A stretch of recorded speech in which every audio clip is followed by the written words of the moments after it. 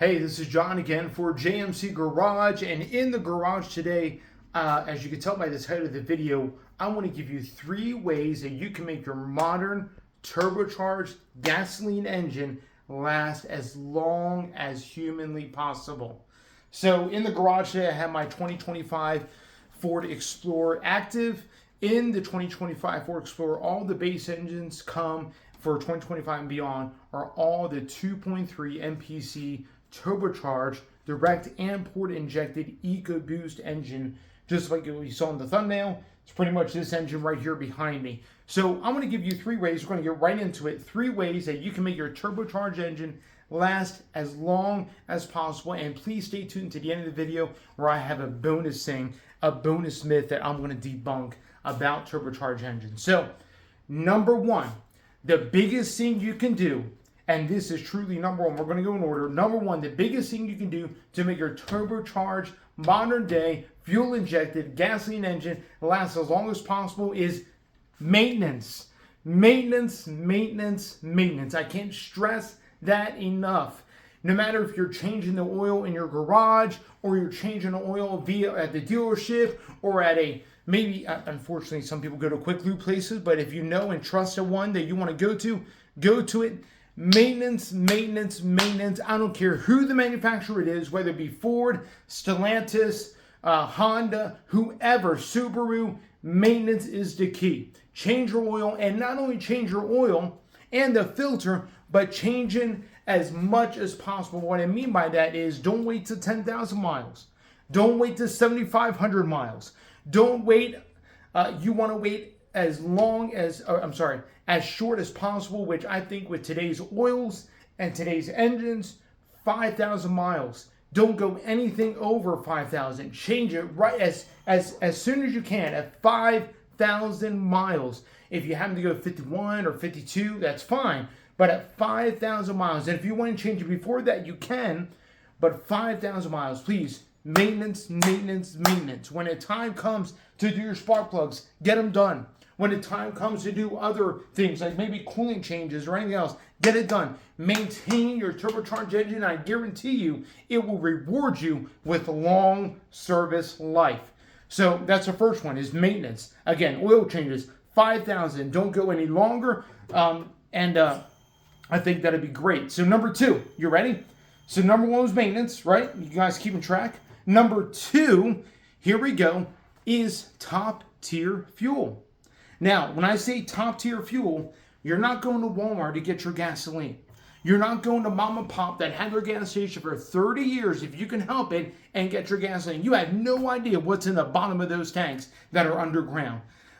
Frankly, where I usually like to go is not only do I like to go to the newer gas stations if possible, but I also like to go to gas stations that I know and trust will give me top tier, good quality fuel.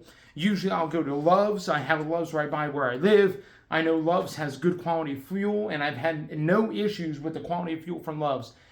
The times that I have gotten gotten gasoline from Walmart, I've had lesser fuel mileage and less power from the same amount of octane. Now, let me just kind of say this about octane, because there's a big debate, whether it be on Facebook, on YouTube, about octane and turbocharged engines. Now, to clarify, modern day, like what's in this Explorer, what's in many today's vehicles that are turbocharged, modern day gasoline engines are able to adapt to any fuel octane you put in the tank, whether it's 87, 91, or even 93.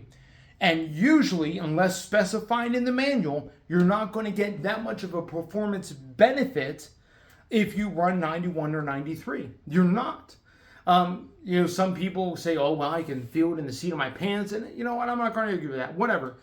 But for maintenance wise and for longevity wise, just run top tier gasoline. And I say this, and I heard an old mechanic say this: what octane does is give you a hotter burn, but it doesn't, a more powerful burn rather. What octane does is give you a more powerful burn, but it doesn't give you a cleaner burn or a complete burn.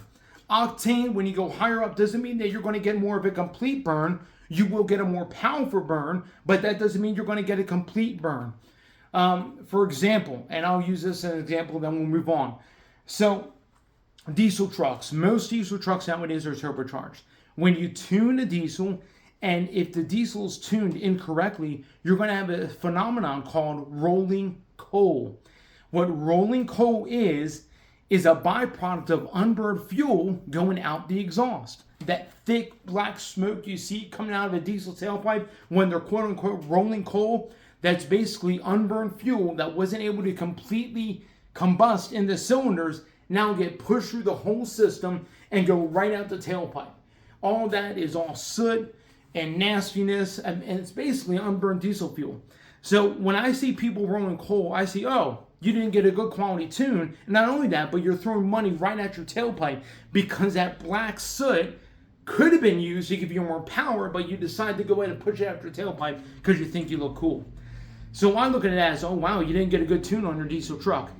Same thing can be said for gasoline engines. If you see a gasoline engine belching out black smoke, even in today's engines, it is basically, that's unburnt fuel. That's how carbon deposits form in your engine. When you don't get a very complete burn, you're gonna get carbon buildup inside of your engine, carbon buildup on the back of your valves, carbon buildup everywhere, even if it gets so bad that carbon will actually go and coat themselves on the piston rings, get into the oil control ring, and now the oil control ring's not able to do its job, and oil will get past the cylinder, get past the piston, and actually get burned with the rest of it, and that is just a recipe for disaster. So anyway, I've seen it all the time, and you want to make sure you run good quality gasoline. You can run 87 unless it's otherwise specified, but run 87, it's okay. Your engine will adjust. It has this computer right here that does thousands of processes a minute that can able to adjust timing. It's able to adjust even cam timing so that you can run on 87 and it won't be a detriment to too much of power, and it won't be a detriment too much on how it's going to be used inside the engine. And so if that makes sense, again, higher octane gives you more power per burn, but it doesn't offer a more complete burn. High quality fuel will give you more of a complete combustion, a complete burn. So when you get on it, you're not belching black smoke. When you get on it, you know that you're getting all you can out of that drop of fuel, whether it be gasoline or diesel. All right, so number one, maintenance. Number two, top tier gasoline or fuel. And then finally, number three, if you want your modern day turbocharged engine to last, I heard this from a mechanic that I watched recently on YouTube, but I think it's such a good saying. Give it the old Italian tune-up. Now, I can say that. I got a little bit of Italian in me. In fact, my mom is half Italian. My grandfather on my mom's side was full Italian, straight from Sicily. The old Italian tune-up is this. Whenever you can, and you don't have to do it every single time, but kind of work it in your routine as you're driving, just mash the pedal. If you're going onto an on-ramp on the highway and there's nobody in front of you, hit that thing down and just get everything out of there. Just blow it out, get the carbon out, whatever it is. Because when you baby, especially a turbocharged engine, if you kind of dog it around and kind of baby it and take it easy on it, that's not very good for it. These engines are high performance as it is, and they're meant to run. Wow, I don't know what's going on, but we have a fire truck going down our street. All right, awesome. So sorry about that. These turbocharged engines are meant to run. They're not meant to be babied all the time. They're not meant to take it easy all the time. Back in the day, I remember when Cadillac first came out with the North Star. Of course, I was like 6 or 7 when that happened or something like that. But I remember my dad telling me, because he always wanted the North Star, and we know that North Star engines had their own issues with head gases, especially early on in the 90s and everything else. But my dad always was fascinated with the North Stars. And one of the things that he would tell me is Cadillac designed that engine as a race engine. But the problem was when they designed that engine as a race engine, they stuck it in Cadillacs. Mundane, everyday, old people driving Cadillacs. And most of the time, no offense to our seniors, love you guys, but most seniors drive their cars very gingerly. They drive their cars by taking it easy. And my dad would remember, as people that would have Cadillacs, that were the older generation, whenever they happened to have an issue with how it ran, my dad would help him out and say, when's the last time you got on it? When's the last time you just stabbed it to the floor? And it's like, I never do that. I was brought up to where if you take care, if you take it easy on your cars, it's going to be better, it's going to live longer. That's not the case anymore. These engines are built to a very high performance tolerance, especially modern day turbo engines. And I remember my dad saying, here, let me go ahead and take care of that for you. So he would go out and run the living daylights out of their cars. And he'll come back and be like, wow, I never knew this car could run so good. And I remember as a young boy, as my dad would help out some of our neighbors who had Cadillacs, going up and down the street and just pounding it, you would see this trail of just nasty brown and black smoke just exiting out the tailpipe. That's how much carbon was built up in the cylinders, because the people that were driving before were just gingerly driving it, taking it easy. So you got to get on the pedal, even if it's just a couple times a week. Don't just, of course there's times where you need to drive it gingerly, drive it easy and all that, and you want to save fuel. I get that. I'm not asking you to step on it every single chance you get, to really run it out every single time you get behind the wheel. That's not good for it either. You got to strike a balance. Don't be so gingerly that you never get on it, but don't be getting on it every single moment you get behind the wheel that you're just running it hard non-stop. You got to strike a balance. And that's going to help your engine last long, especially one of these modern day turbocharged engines. So let's go over the three things. Then we'll give you the bonus thing. Number one, maintenance. Gotta have maintenance. Maintenance is such a key, especially in today's turbocharged engines. And use good synthetic oil. Please use good quality synthetic oil. Nothing less, not the synthetic blend, not the general stuff. Use good quality synthetic oil. I like using Pennzoil Platinum. Very good oil.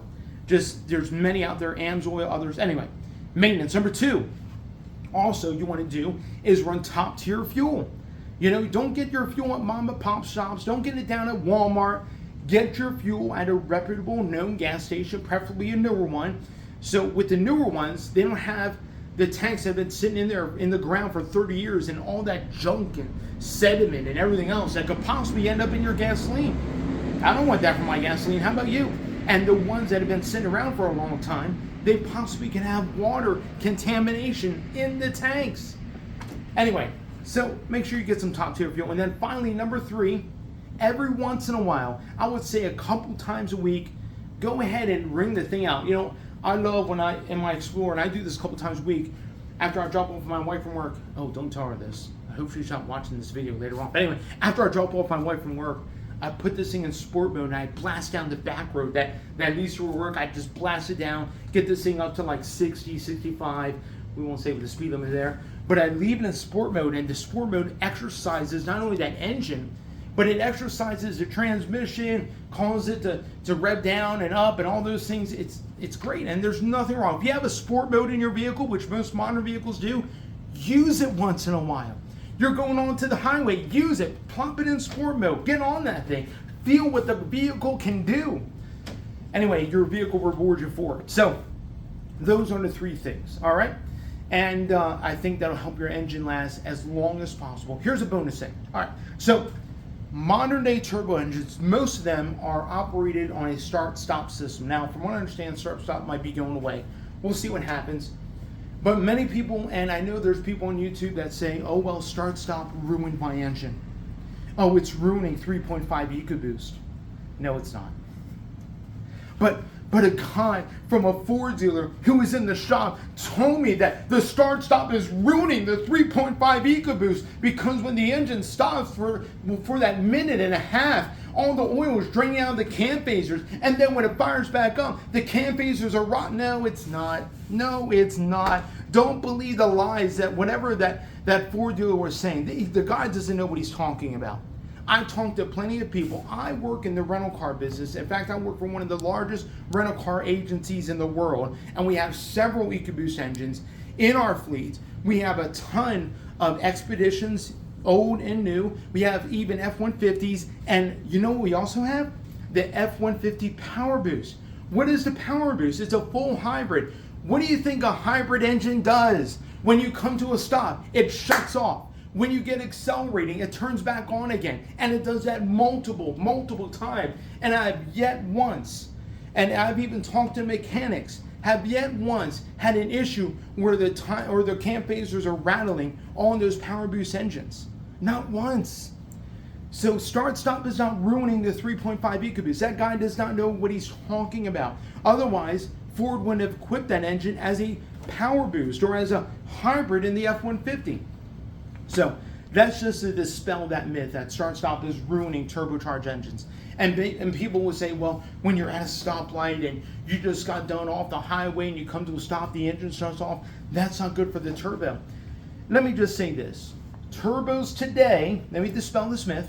Turbos today are not only oil cooled, but they're also, or oil lubricated and cooled, but they're also water cooled.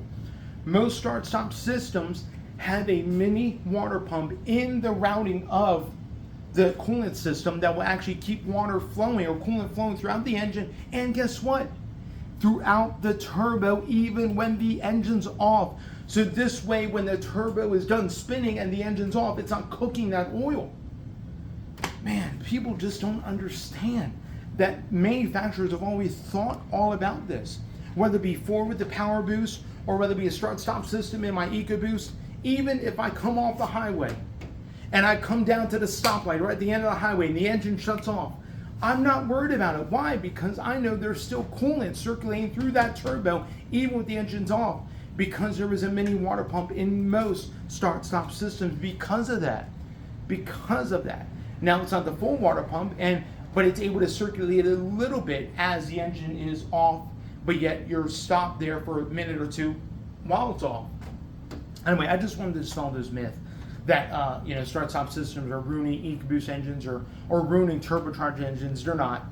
Otherwise, they wouldn't use them in hybrids. Toyota would use it in their hybrid system.